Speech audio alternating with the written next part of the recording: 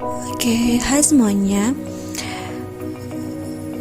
Jadi kali ini aku mau buat podcast tentang skripsi.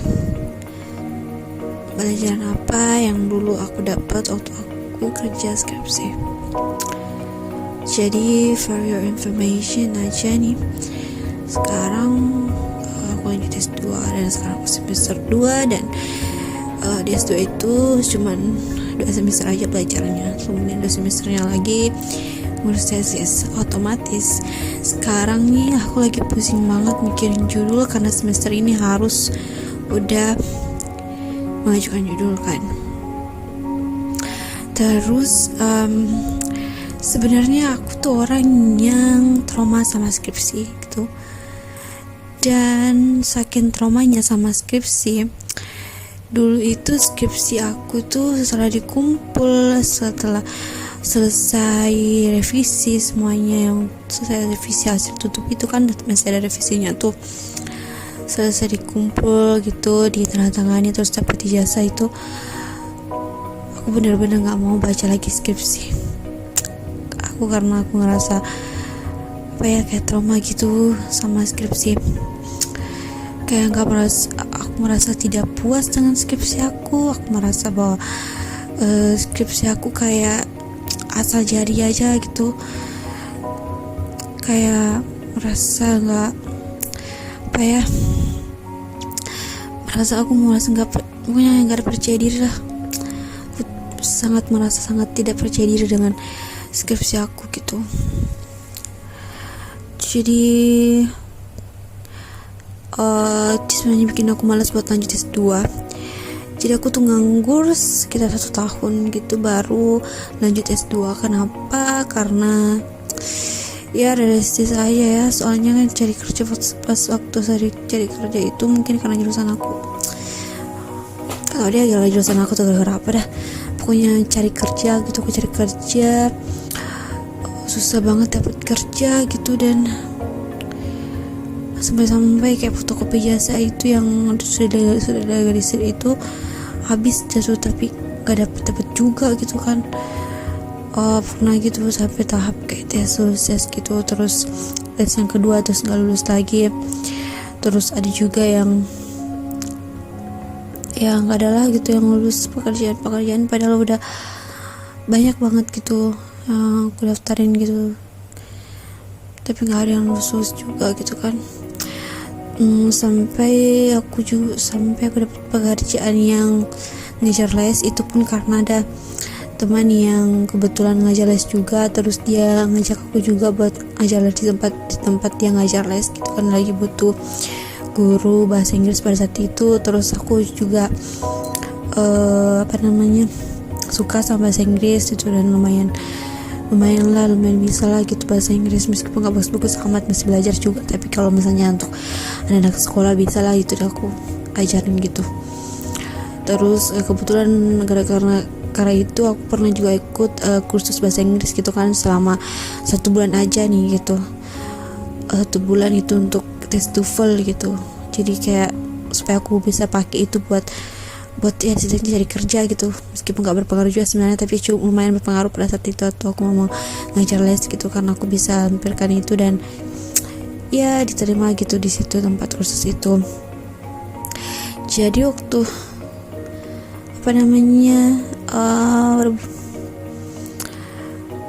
jadi terus kalau misalnya orang tanya gitu, kamu belajar bahasa Inggris dari mana, kadang malas juga ngomongnya kalau dari kursus gitu, karena kursusnya juga cuma 1 bulan dan aku tidak merasa kalau misalnya perkembangan bahasa Inggris aku dari situ sih. Jadi kadang kalau misalnya dia bertanya, kadang aku gak jawab kursus, kadang aku cuma ngomong aku belajar sendiri, karena nyatanya aku belajar sendiri gitu, karena di tempat kursus itu cuma 1 bulan, dan 1 bulan itu cuma 2 kali 1 minggu pertemuannya, jadi otomatis berapa kali ya kalau 1 bulan itu 4 minggu ya, 1 bulan itu jadi kayak cuma 8 kali pertemuan doang gitu kan. Jadi kayak nggak mungkin lah aku belajar dari situ, maksudnya kayak kalau misalnya mau bilang belajar bahasa Inggrisnya bisa sampai bisa gitu, lumayan bisa itu kan dari situ, tapi nggak memikir juga kalau aku ada beberapa hal yang aku pelajari dari situ juga sebenarnya. cuman apa ya, kayak hilang aja sih. Tapi kayak ada beberapa sih ya, tapi kayak nggak berpengaruh juga sebenarnya 1 bulan itu, apalagi kan 1 bulan aja tuh kayak nggak berpengaruh, cuman karena pengen ikut festival aja gitu, jadi makanya ikut juga tuh kursusnya.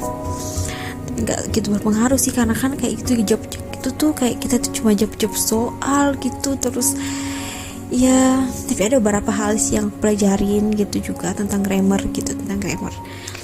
Makanya aku tidak menyarankan gitu untuk orang yang kalian yang mau belajar bahasa Inggris gitu.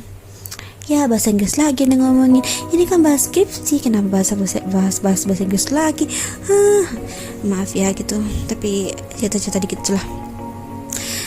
Kalau misalnya kalian belajar bahasa Inggris, jangan langsung belajar, jangan langsung ikut kursus TOEFL gitu, jangan langsung itu, karena kalau TOEFL itu mereka fokus ke grammarnya, terus ya bagus sih belajar grammar, bagus sebenarnya gitu.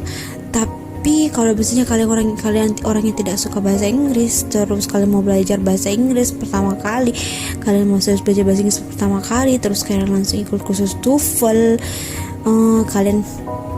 aku yakin 80% kalian bakal makin benci sama bahasa Inggris sih. Jadi mending kalau kalian mau belajar bahasa Inggris, mending belajar dari dasar dulu, jangan langsung ambil kursus TOEFL-nya gitu. Bisa itu TOEFL itu bisa step selanjutnya itu setelah kalian belajar mulai mengenal dulu lah gitu. Oke, langsung ke bahasan skripsi lagi ya. Jadi skripsi itu sesuatu hal yang sangat amat ya traumatik gitu. Tapi karena aku lanjut S2 nih, karena gara-gara ngajar les juga cuma 2 kali seminggu, terus aku pun dapat ngajar les itu kayak apa ya, sangat amat tidak menjamin gitu loh, karena kos apa segala macam tuh masih dibayarin sama orang tua kan. Dan ngajar les itu kayak kayak kerja sosial kan. Tapi cuma jadi pengalaman kayaknya gue mah. Tapi ya lumayan lah itu, pas saat itu mengajar les ya dapat pengalaman juga lah. Sampai sekarang masih mengajar les juga sampai sekarang. Baru-baru lagi ini dapat, soalnya waktu corona lagi ganas-ganasnya tuh nggak mengajar dulu kan. Sekarang baru-baru sekarang ini ngajar lagi dan hampir setiap hari lagi. Tapi itu worth it aja sih, karena kan sambil kuliah ya bisa lah gitu, jadi gak rugi amat gitu kan. Dulu tapi waktu itu sebelum waktu kuliah mikirin kalau aku gak lanjut S2, aduh gak tahu gitu mau ngapain gitu kan. Jadi ya udah lanjut aja dah gitu, meskipun kayak masih kayak trauma banget sama namanya tuh skripsi gitu-gitu. Nah sekarang langsung aja aku semester 2 kan, jadi harus cari judul, otomatis harus berkesinambungan lagi dengan skripsi atau tesis itu. Skripsi atau tesis kan sama-sama aja sebenarnya, cuman ya sebenarnya sama aja sih gitu, karena dalam bahasa Inggris aja tuh skripsi sama tesis itu sama. Bahasa Inggrisnya itu dalam bahasa Inggris tidak ada skripsi gitu, tesis juga dalam bahasa Inggris, tesis 1 S2 temannya tesis gitu, sebenarnya sama-sama aja sih. Dan otomatis aku harus bisa mengobati trauma itu dengan cara melihat kembali skripsi aku. Terus aku lihat kembali skripsi aku, lihat ternyata skripsiku tidak seburuk itu sih sebenarnya. Dan di sini aja langsung aja nih, pembelajaran apa sih yang aku dapat dari situ. Jadi apa ya, aku baru sadar gitu, ternyata setelah pas ini waktu S2 kan aku banyak nonton orang yang seminar proposal gitu, karena syaratnya untuk bisa proposal itu harus bisa nonton orang proposal itu minimal 16 kali kan itu. Jadi aku sering nonton orang proposal gitu, dan di situ aku banyak belajar banyak hal yang apa yang kurang gitu waktu aku dulu S1, kenapa bisa sampai aku merasa seperti itu gitu. Ternyata banyak sekali hal yang memang seharusnya aku pelajarin dari situ. Yang pertama itu dulu waktu ambil saat itu karena aku tipe orang yang yang terlalu overthinking kali ya, jadi terlalu nervous, terlalu gugup, terlalu pesimis. Padahal sebenarnya kalau di kelas itu bukan tipe orang kayak gitu. Aku tipe orang yang berani bertanya, berani ngomong kalau di kelas. Tapi gak tahu pada saat skripsi karena merasa sangat mungkin pas saat skripsi tuh kayak kepercayaan diri aku tuh kayak hilang, kayak nggak ada gitu. Kayak astaga, kayak teman-teman, apalagi teman-teman aku juga udah cepet-cepet, terus aku lambat gitu rasanya gitu kan. Terus aku rasa judul aku referensinya kurang segala macam. Padahal sebenarnya nih kalau sekarang pembelajarannya aku dapat itu ya, ternyata yang kurang dari aku itu adalah kurang membaca sih, kurang membaca, terus kurang apalagi ya, terlalu takut gitu, terlalu pesimis, terlalu terlalu overthinking gitu. Jadi sebenarnya masalah yang seharusnya nggak harus dipikir, maksudnya masalah yang kayak harusnya bisa nggak seribet itu gitu, jadi ribet gitu karena terlalu overthinking gitu. Misalnya kalau misalnya revisi takut direvisi, takut bimbingan karena takut direvisi, padahal itu revisi kesempatan kita untuk mengetahui mana sih kurangnya gitu, apa sih yang kurang gitu. Kalau kita di revisi jangan takut gitu, justru harus gunakan revisi itu sebaik-baiknya untuk memanfaatkan gitu kesempatan itu untuk bertanya kepada dosen membimbing apa yang kurang, terus apa yang kalian harus lakukan gitu loh. Dan terima terima dengan lapang dada revisi itu gitu, jangan panik gitu, pasti akan ada solusi di situ. Jadi kalau udah panik itu rasanya kayak susah aja cari solusi gitu. Kalau panik itu kayak semuanya susah aja semuanya kalau udah panik tuh. Jadi memang penting banget itu memaintain perasaan supaya tidak panik gitu. Makanya salah satu menurut saya kecerdasan yang paling sulit dan yang paling penting yang harus dimiliki adalah kecerdasan emosional gitu. Kenapa? Karena kecerdasan emosional itu yang sangat berpengaruh. Misalnya kalian pintar gitu kan, IQ tinggi apa gitu, tapi kalian tidak memiliki kecerdasan emosional yang baik, dan tidak bisa mengontrol emosi kalian mudah panik gitu. Ya percuma juga gitu, meskipun kalian pintar sebenarnya, tapi kalau misalnya kalian mudah panik, kayak misalnya nih atau hujan gitu kan, hal-hal yang seharusnya aku bisa tangkap pada saat itu tidak aku tangkap dengan baik, bahkan mungkin lupa gitu kan. Setelah ujian itu begitu, revisi itu kenapa? Kan terlalu panik sama apa yang mereka katakan gitu. Yang di pikiranku, aduh ini dosen kok banyak sekali sih referensinya, ini dosen kok banyak sekali sih ngomongnya, apa sih maunya nih, aduh kenapa sih nih suka sekali menyulitkan mahasiswa atau gini. Padahal sebenarnya kalau kita mau dengar baik-baik itu ada masukan-masukan di situ yang bisa kita perbaikin gitu. Terus kalau kita nggak mengerti gitu apa masukannya, kita sebenarnya bisa tanyakan gitu, terus saya harus melakukan apa gitu.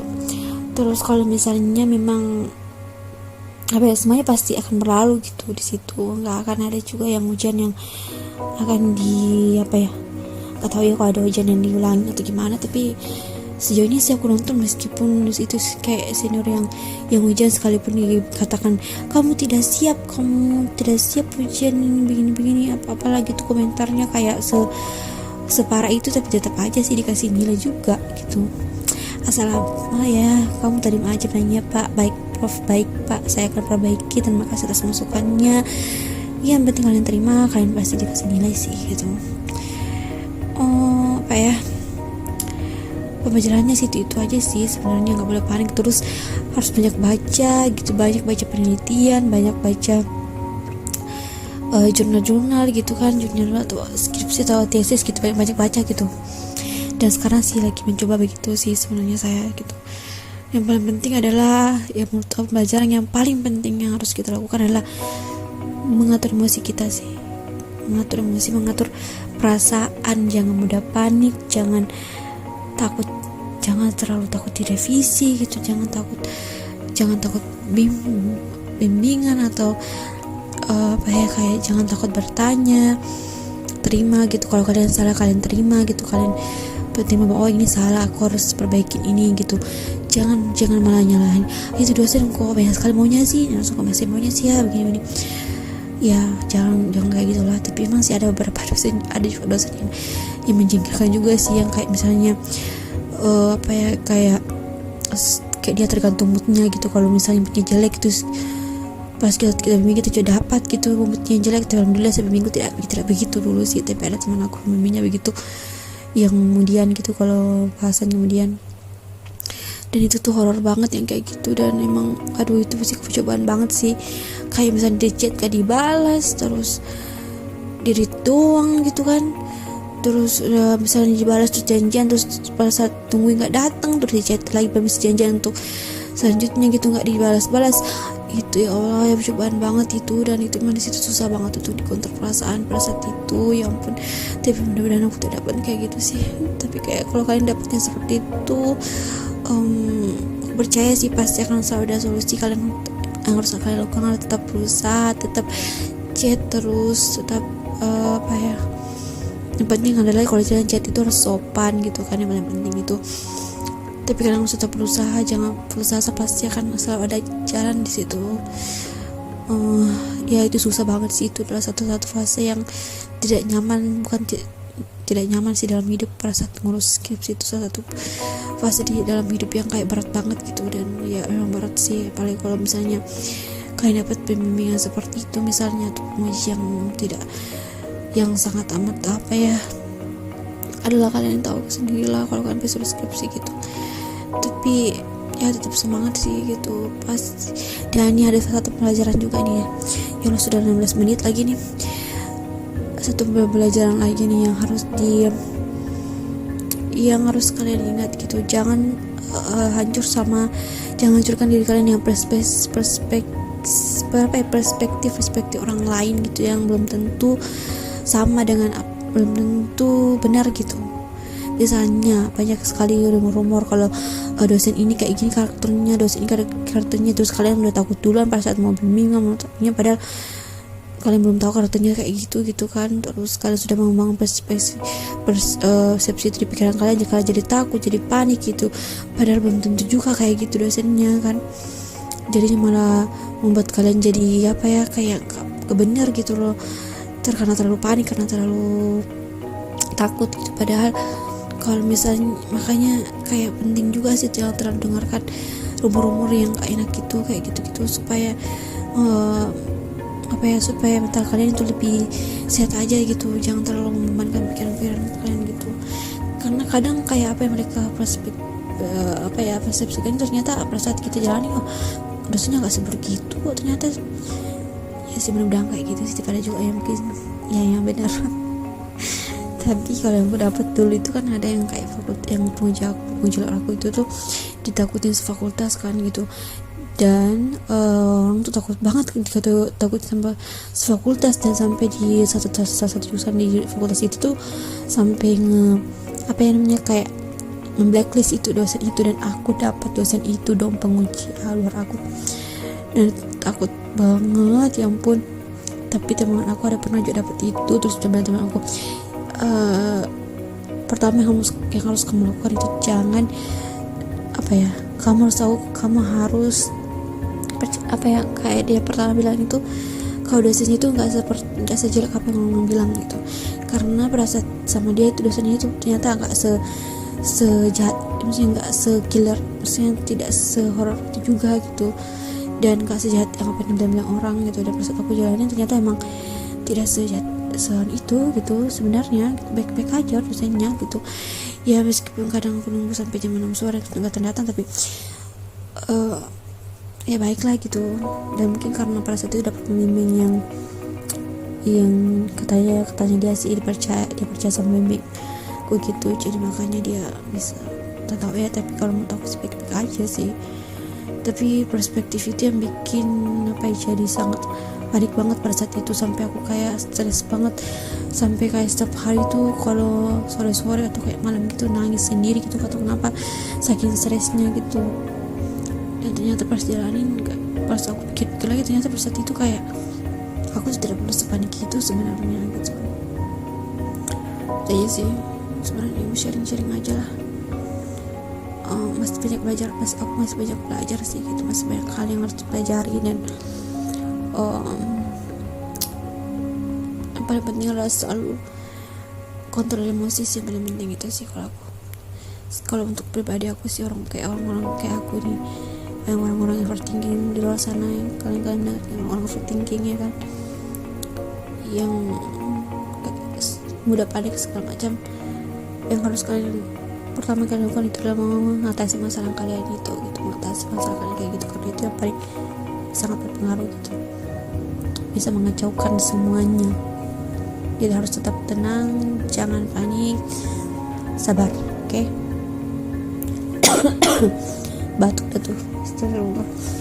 Ya Allah, 20 menit, ya ampun, berapa menit nih di YouTube ini, astaga. Atau aku bikin 2 part aja kali ya, supaya gak terlalu panjang di YouTube. Ya ampun, kalau misalnya semuanya mau dimasukin ini tuh, ya ampun, udah 20 menit, 1 giga kali ini di YouTube nih. Oh ya, aku bikin versi 360 aja kali. Iya kali ya. Ini jadi kayak terlalu besar kayaknya kalau versi 360 aja, karena kan gak ada juga gambarnya, jadi it's okay gitu kalau kabur kalau suaranya didengar.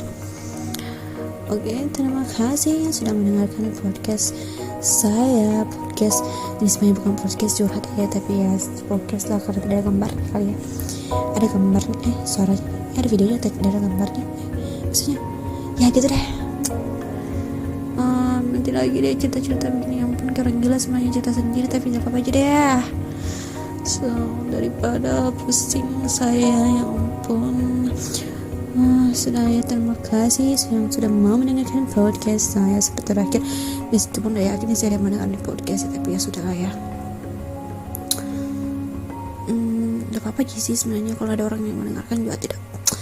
Because I do this, aku melakukan hal seperti ini karena stres sendiri gitu, karena ingin berbicara, mengeluarkan unek-unek gitu kan.